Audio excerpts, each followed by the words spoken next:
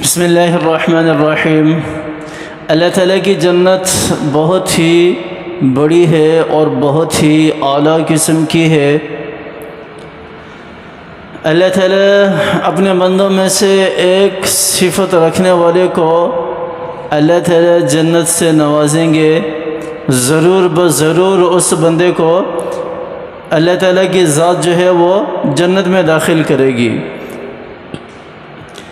اتنی نعمتوں والی جنت، اللہ تعالیٰ نے جنت کے 8 دروازے رکھے ہیں، جس میں سے ہر قسم کی صفت رکھنے والے انسان کے لیے اللہ تعالیٰ نے الگ الگ جنت کے دروازے رکھے ہیں۔ جیسے ایک دروازہ روزے دار کے لیے اللہ تعالیٰ نے رکھا ہے، اور روزے کا اجر بھی اللہ تعالیٰ نے نہیں بتایا۔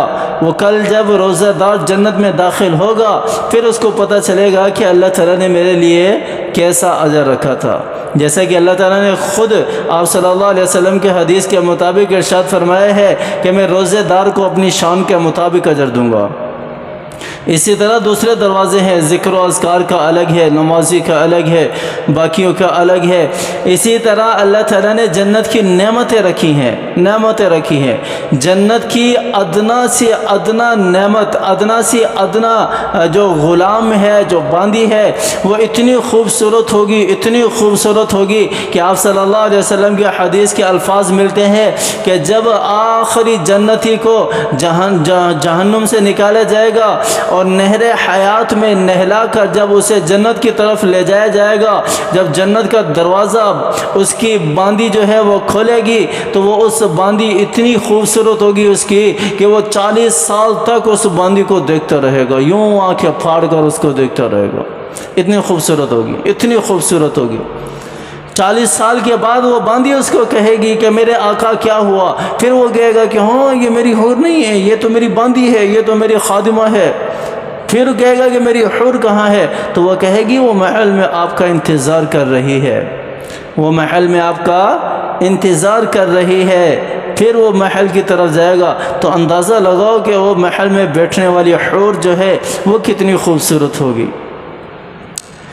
اور صرف وہی نہیں، آپ صلی اللہ علیہ وسلم کی حدیث ہے کہ دنیا کے اندر پاک باز رہنے والی عورت، دنیا کے اندر شریعت کی پابندی کرنے والی عورت، دنیا کے اندر نماز کی پابندی کرنے والی عورت، دنیا کے اندر شوہر کی فرما برداری کرنے والی عورت جو ہے وہ ان حوروں سے بھی 70 گنا زیادہ خوبصورت ہوگی۔ ان حوروں سے بھی 70 گنا زیادہ خوبصورت ہوگی۔ آپ اندازہ لگائے کہ جنت کتنی خوبصورت اللہ تعالیٰ نے بنائی ہوگی،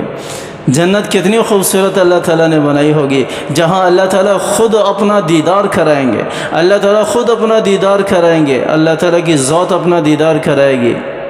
اللہ تعالیٰ ہم سب کو جنت کی نعمتیں اور جنت الفردوس میں اعلیٰ مقام عطا فرمائے، اعلیٰ مقام پر فائز کرے۔ اور اللہ تعالیٰ یہ جنت ایک صفت رکھنے والے کو لازمی دیتے ہیں۔ اللہ تعالیٰ نے وہ صفت رکھنے والے شخص کی ذکر کیا ہے سورۃ النازعات کے اندر۔ اللہ تعالیٰ نے ارشاد فرمایا وَأَمَّا مَنْ خَافَ مَقَامَ رَبِّهِ وَنَهَى النَّفْسَ عَنِ الْهَوَىٰ فَإِنَّ الْجَنَّةَ هِيَ الْمَأْوَىٰ۔ وَأَمَّا مَنْ خَافَ مَقَامَ رَبِّهِ وَنَهَى النَّفْسَ عَنِ الْهَوَىٰ، او جو اللہ کے سامنے کھڑے ہونے سے ڈرا، جس کے دل کے اندر اللہ کا ڈر آ گیا، جس کے دل کے اندر اللہ کا خوف داخل ہو گیا، جس کے دل کے اندر اللہ کا ڈر آ گیا نا، اللہ تعالیٰ نے فرمایا کہ وہ جنت میں جائے گا۔ آپ صلی اللہ علیہ وسلم کی حدیث بھی ہے نا، آپ صلی اللہ علیہ وسلم کی حدیث بھی ہے جس کا مفہوم اس طرح ہے، اللہ تعالیٰ فرمائیں گے فرشتوں سے کہ جاؤ جتنے بھی لوگ ہیں جو دنیا میں ایک مرتبہ بھی مجھ سے ڈرا ہوگا نا، جو دنیا میں ایک مرتبہ بھی اگر مجھ سے ڈرا ہے، مجھے اپنا رب مانتے ہوئے، اس کو جہنم سے نکالو، جنت میں داخل کر دو، اس کو جنت میں داخل کر دو۔ کتنا بڑا مقام ہے۔ اگر یہ ڈر ہمارے دلوں کے اندر آ جائے نا تو ہم سے کوئی بھی گناہ سرزد نہ ہو، کسی قسم کا کوئی بھی گناہ سرزد نہ ہو۔ وَنَهَى النَّفْسَ عَنِ الْهَوَىٰ، اور اپنے نفس کو نفسانی خواہشات سے بچائے رکھا، اور جتنی بھی اللہ کی نافرمانیاں ہیں اس سے بچائے رکھا، اپنے دل کے اندر اللہ کے ڈر اور خوف کو زندہ رکھتے ہوئے، تو اللہ تعالیٰ فرما رہے کہ فَإِنَّ الْجَنَّةَ هِيَ الْمَأْوَىٰ، اور میں نے جنت پھر اس کے لیے بنائی ہے، اور اسے جنت میں ضرور داخل کروں گا، وہ جنت میں ضرور جائے گا۔ تو جنت میں جانا چاہتے ہیں نا، جنت چاہیے نا، اللہ تعالیٰ نے جنت کو آسان بنا دیا، لیکن شرط ہے کہ یہ کہ اپنے دل کے اندر اللہ کا ڈر زندہ کر لو۔ اگر اللہ کا ڈر آ گیا، ہم اللہ کی نافرمانیوں سے بچنے والے بن جائیں گے، گناہوں سے بچنے والے بن جائیں گے۔ جب ان ساری چیزوں سے بچنے والے بن گئے تو اللہ تعالیٰ کی جنت پھر ہمارے لیے ہے۔ اللہ تعالیٰ ہمیں اچھے عمل کرنے کی توفیق عطا فرمائے، موت سے پہلے مرنے کی تیاری کرنے کی توفیق عطا فرمائے۔ اللہ تعالیٰ مجھے بھی اور آپ کو بھی سمجھ عطا فرمائے۔ آمین ثم آمین، وآخر دعوانا ان الحمد للہ رب العالمین۔